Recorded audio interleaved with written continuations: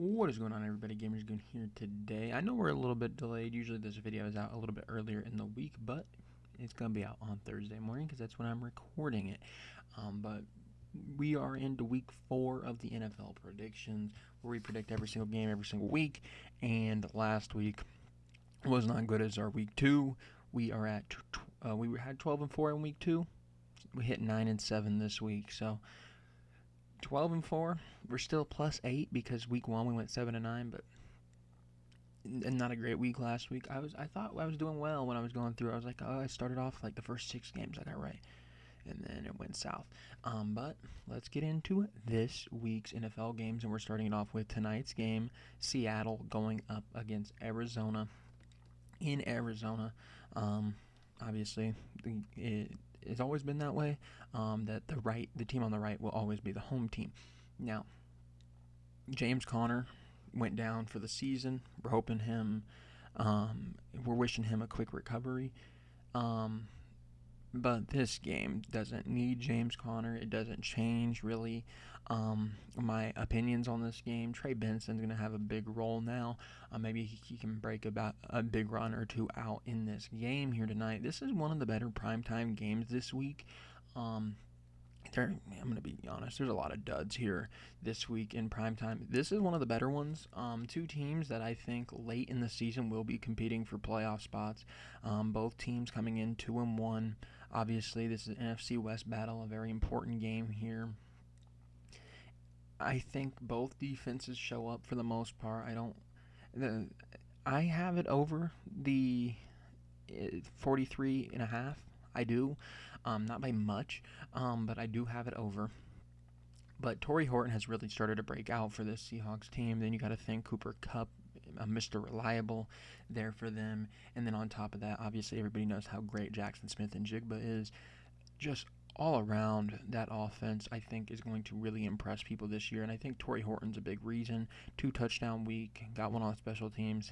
I think it's his second week in a row with a receiving touchdown. Kind of more so limited in his involvement, but a big play threat for sure. And then you got Arizona, who we thought Marvin Harrison was taking a step in week 1 and then kind of took a step back in week 2 and 3. So we're kind of going to have to play it by ear with Marvin Harrison Jr. But either way, I think just the pure quality of the team around the Seahawks, a good defense in Seattle also. I think this leans Seahawks way. We're going 24-21. I think this is going to be a good game. I'm looking forward to it tonight. I think it's a game that will at least be exciting to watch. So let's get into the next one. The next one is our Dublin game. This is Minnesota going up against the Steelers. Minnesota looked impressive last week. They looked impressive. Their defense stepped up. No J.J. McCarthy. The Minnesota score last week, let's see if I can pull it up here real quick, 48-10 against Jacob Browning in the Bengals. I think this Vikings team's going to be good. I do.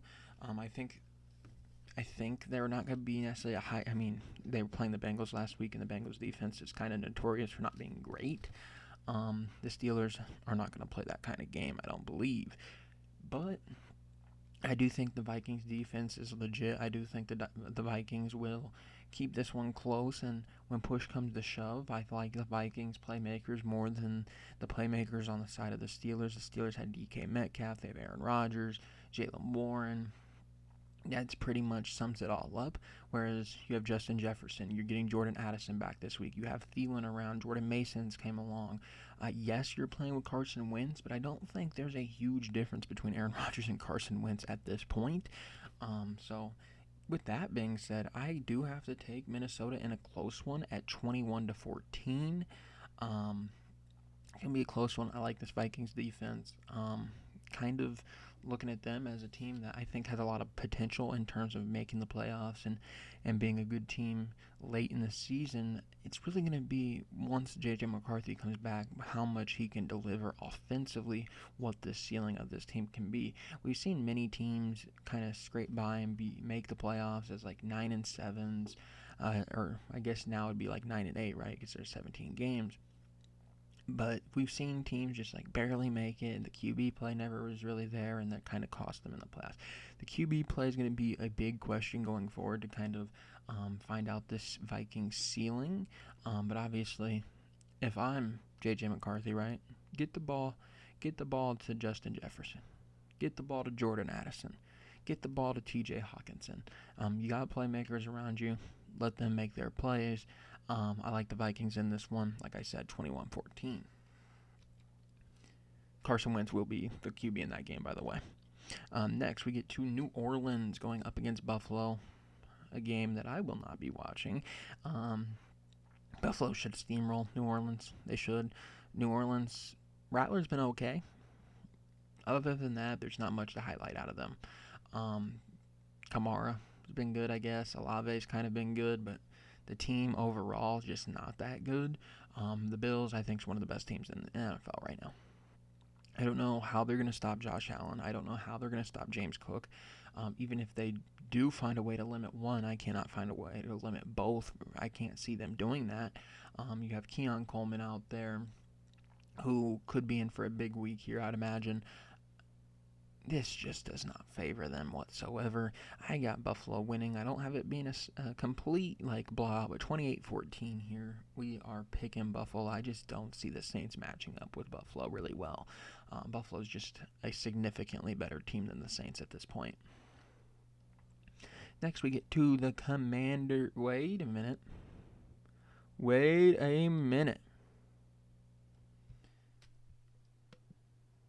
Let's see, do I have everything loaded correctly?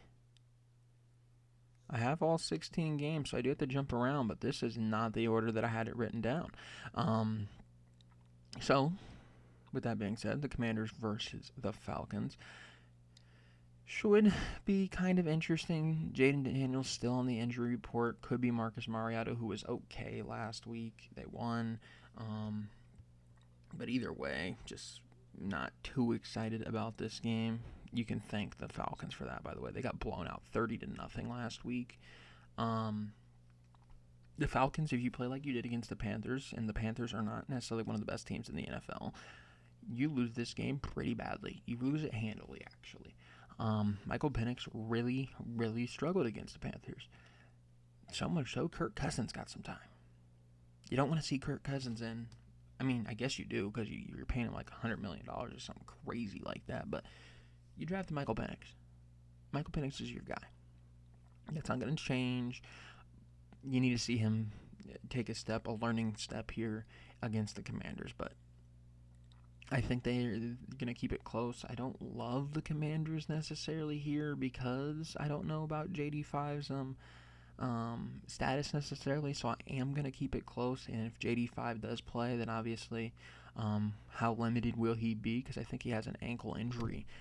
I got Washington winning 24-17. Either way, Washington should win, especially after last week and seeing kind of the way that this Falcons team crumbled. They did a decent job of moving the ball, but the mistakes, interceptions, just wasn't a good game all around. I think this Commanders team's just better. I really do. We're going to rock with the Commanders to win that one. Now I got to figure out what game I had next on this slate. And of course, it wouldn't go because I was in my settings on OBS. But the next one was... So we skipped Tennessee-Houston. Somewhere we skipped Tennessee-Houston. There's Tennessee-Houston. Okay. So we'll get to it here in a little bit. But anyways, the Browns won last week against the Packers. Wasn't pretty. Jordan Love, there's been a lot of jokes going around about throwing the game, and people had money on the Browns, so they threw the game, and there's an investigation ongoing for Green Bay for throwing. This Browns team's not good. Joe Flacco limits them, but the one bright side is the guy that's on your screen. Quinshon Judkins, on the field, has been great. There's some off-the-field things that are going on right now with Judkins that we'll see if he gets suspended or anything like that this season. But Quinshon Judkins has been everything that was advertised in the draft, everything that we thought he could be, and so far he's been the best running back in this class. You look at Genty, you look at Amarian Hampton, kind of some of their struggles in 3 games. Quinshon Judkins hasn't had any of those struggles, and he's played 2. And he missed most of camp. Quinshon Judkins looks legit. He really looks legit. He looks like the truth. He looks like somebody right now on this Browns team that gives them a little bit of life. But I think that the life is short-lived when you have Joe Flacco back there, and your passing game's not that great. Obviously, you have Jerry Jeudy, as Cedric Tillman, guys that I believe in, but the guy throwing him the ball is like 40 years old and not super effective anymore. You got to get it to Dylan Gabriel or Shedeur Sanders. You got to. Obviously, I'm going to talk up DG because that's my guy. Went to Oregon, right? But even Shedeur, right? Somebody got to be better than Flacco. Somebody's got to be better. This is a good defense here in this Browns team as well. I think it's a low-scoring game. I don't love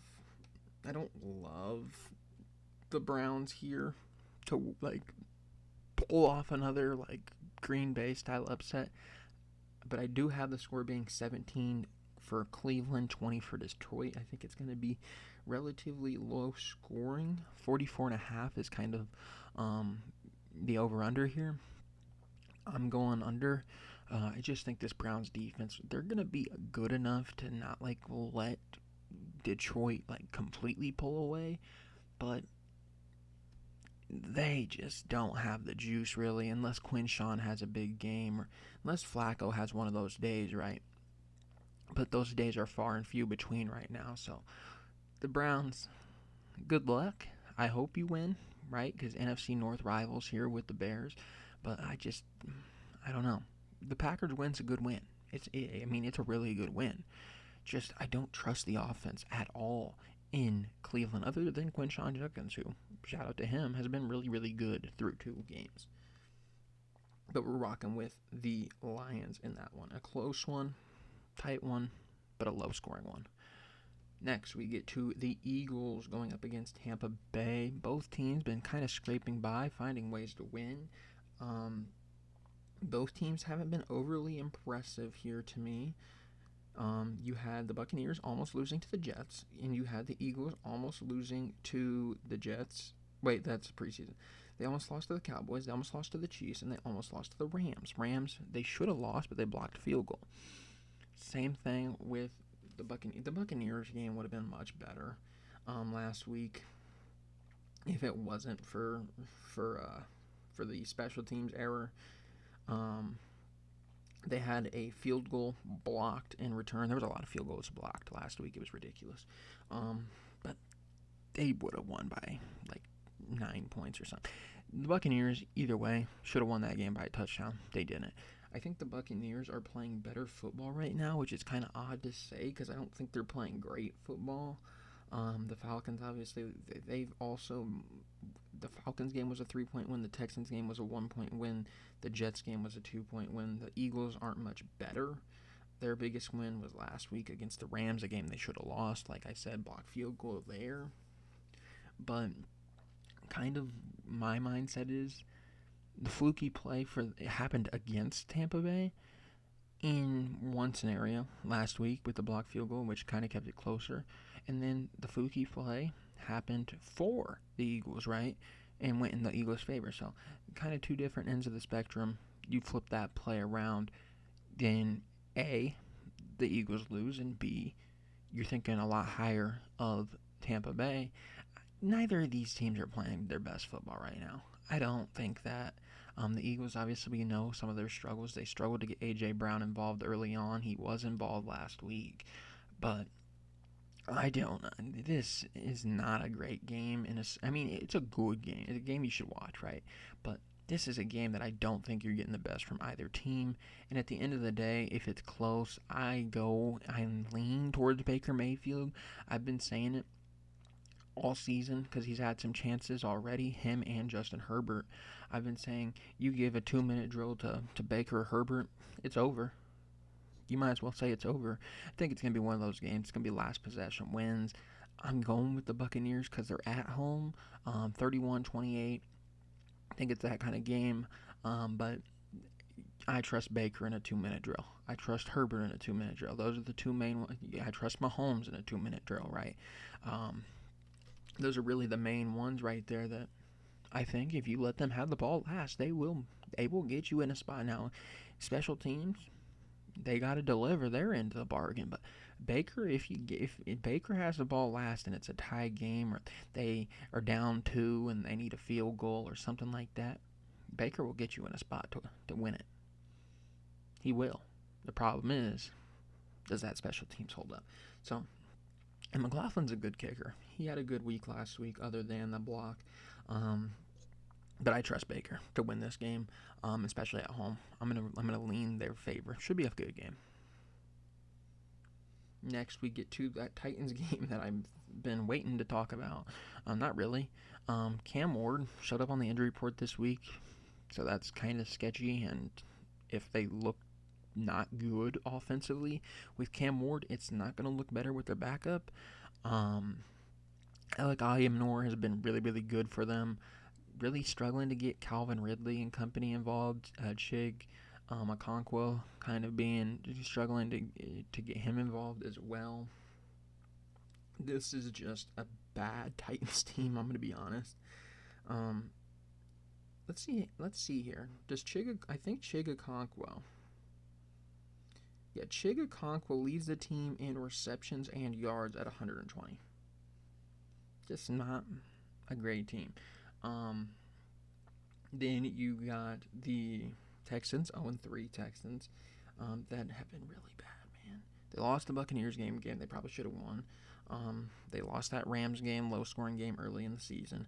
They lost that Jags game, and I don't know how they even lost it, because the Jags have not necessarily been playing great football, but they've won. This Texans team's just not good. I'm gonna be honest. The over under here is 37.5. Vegas doesn't think there's gonna be much scoring. I'm going over. I'm going over at some point. You gotta trust the Texans to deliver and get the ball to Nico Collins and get it to some of their playmakers. Maybe see Jaden Higgins get involved. Maybe Jalen Noel involved in the special teams. Woody Marks is starting to come along for him. At some point, that offense needs to get going, man, because it's starting to look rough. So there, I am going to take Houston to win 21-17. That might be a little high. So I'm going with the over. I am, but it's not a great game here. Two teams that are really struggling to get it going. If I had to pick a team to get it going, it's probably the Texans. They have a good quarterback in C.J. Stroud, but he hasn't been playing well. So, kind of just waiting for him to do that, right? The defense, it's going to be a low-scoring game. I mean, this ain't going to be like a 35-31 game or anything crazy. But I gotta rock with the Texans, and I keep rocking with the Texans, man, and it keeps biting me because this team just does not win close games. Next, we get to the team that beat the Texans. We get to the Jaguars going up against the 49ers. This Jaguars team, like I said, not very good. Trevor Lawrence, that's not the guy, man. They should be a team talked about like, oh, we want Lenore Sellers, oh, we want Drew Aller, oh, we want Arch Manning, whatever it is, whichever quarterback comes out, Nussmeier, Klubnik, it doesn't matter. That team should be considering him because Trevor Lawrence cannot get the ball to Brian Thomas Jr. or Travis Hunter. Parker Washington is the team's like best receiver at the moment. Yeah, Parker Washington, not their first round receivers. Parker Washington. That's not because Travis Hunter's not good. That's not because Brian Thomas Jr. is not good. It's because Trevor Lawrence doesn't get him the ball. And when he does, he overthrows them. He misses them here and there. Trevor Lawrence is just not that guy. I'm sorry, Jaguars fans. He is not that guy. And then the 49ers, man. The 49ers, this is also a team that I don't really buy too much stock in. They are 3-0. They've won some close games, the Seahawks, the Saints, the Cardinals. This is another game where I don't trust their defense necessarily to keep them in it. They'll keep them in it, but I don't expect this to be them like showing up and like dominating. Nick Bosa's out now. This is going to be one of those close games. Yet again, the 49ers are going to come out on top. They're just the better team at this point, but they're not a great team. The 49ers win this one, and it's going to be 24-17. Another one of those close one-possession games, but the 49ers are just the better team. And until you get Trevor Lawrence getting the ball to his best playmakers rather than Parker Washington, as a Brian Thomas Jr. and Travis Hunter fantasy owner, me and Trevor Lawrence, we got beef. But it is what it is. It is what it is. Until then, I'm not going to put much trust in this Jaguars offense. Hey, also in my Dynasty League, just traded Saquon. Sorry, Saquon. I'm so sorry, Saquon. Won me the championship last year. But I just traded him for Travis Etienne, which kind of a risk, because you do have Bashal Tutin there. Torrey Horton and a first-round pick. So, Torrey Horton, lead me to the promised land. But anyways, Travis Etienne, big resurgent type of year so far. Doesn't matter. 49ers win. Next, we get to the Panthers going up against the Patriots.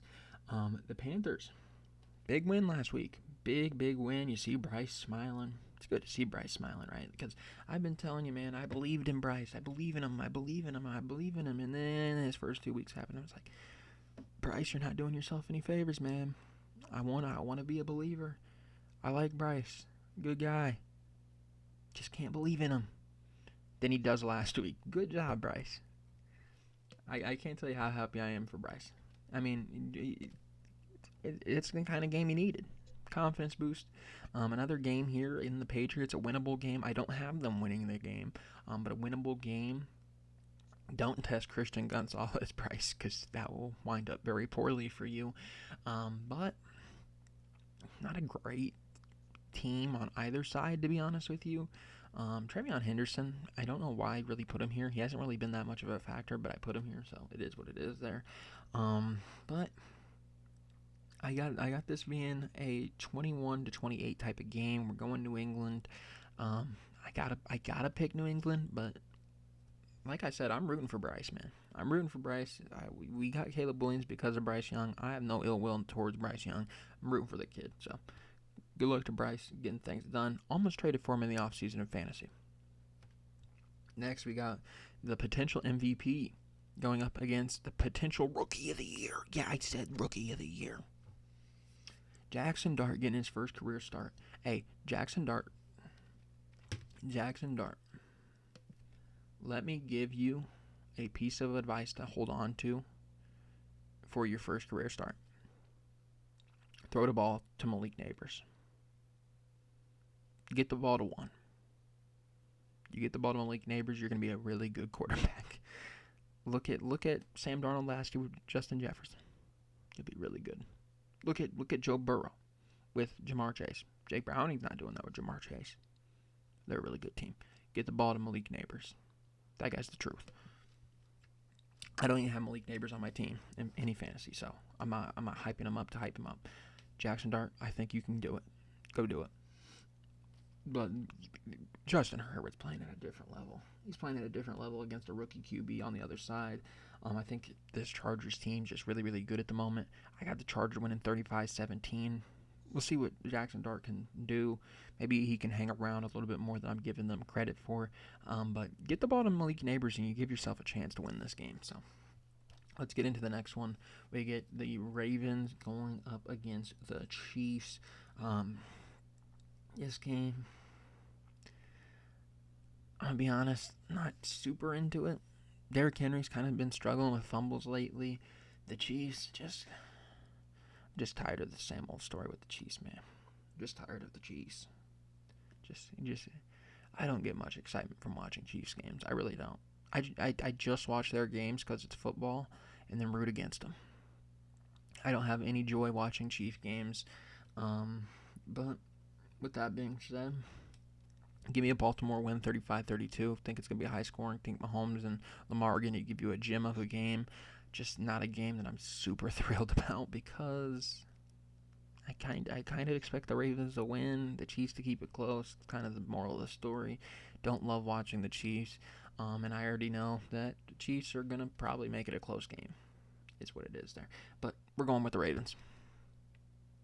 Next, we got two.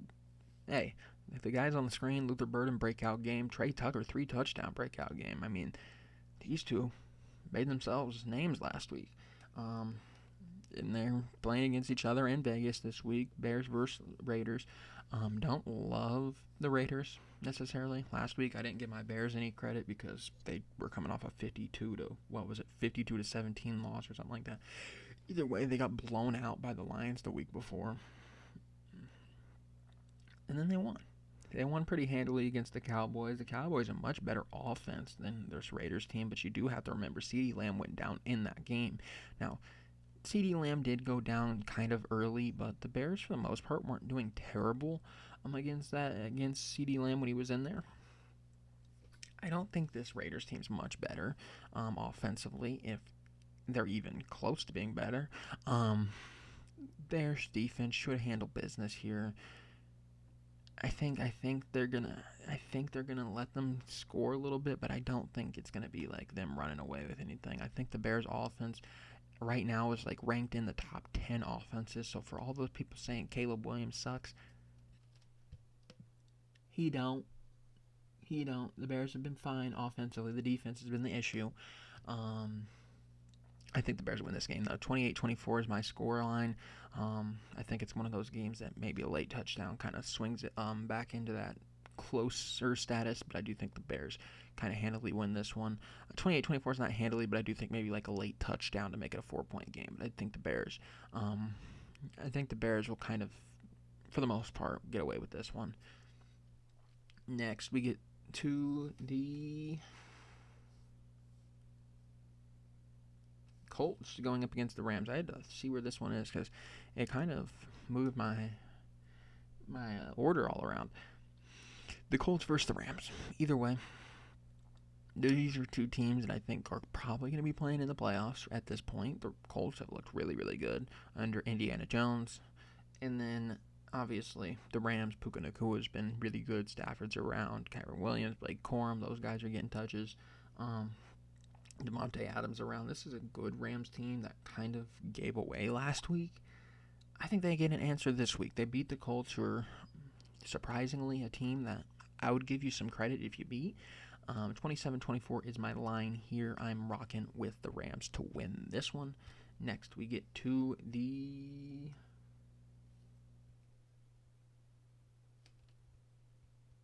This is the game we should be at. This is the game we should be at. This is the Sunday night game. We get the Packers going up against the Cowboys. The Cowboys, like I said, lost CeeDee Lamb. Didn't look good offensively necessarily. Good Packers defense as well. This is a game that really just doesn't favor the Cowboys in any way. You're going to have to keep it close. You're going to have to keep it a defensive battle like the Browns did if you're going to win this game. The Cowboys defense just isn't great. Packers should have no problem winning this one. 24-14 is my prediction here. I'm going with Green Bay. Just not a believer in the defense to keep it close. I don't think the Cowboys are going to go shootout mode with the Packers either. Don't love the Packers offense in a shootout necessarily. If they could go shootout mode, I might take the Cowboys to win this one. But it's a good Packers defense, and I just don't see the talent on the offense of the Cowboys at the moment. Yes, Javonte Williams has been good.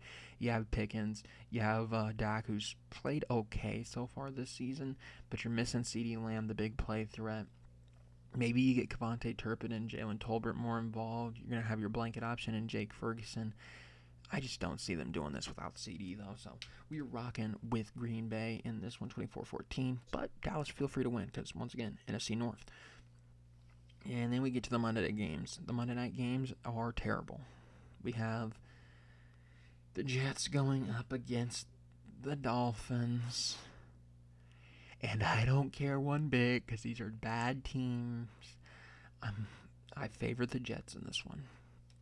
Especially Justin Fields can play. I favor the Jets. This Dolphins team sucks, man. They are terrible. They hung around with the Bills for a while. They shouldn't have, to be honest. This Dolphins team needs a win, but I think the Dolphins are like on the verge of like firing their coach. Like this team's not good. It's not good. I think it's gonna be one of those close games that just kind of are really frustrating to watch. Nothing great. 27-21 in the favor of the Jets. Just not a game that's going to be really all that impressive on either side. Some sloppy football, some interceptions in their own territory type thing. Tua throwing an interception like on their own 35, given like only 20 yards for Justin Fields and company to go. I mean, like this is gonna be a bad game. This is going to be a bad, frustrating game for both sides. I just don't think highly of either of these teams.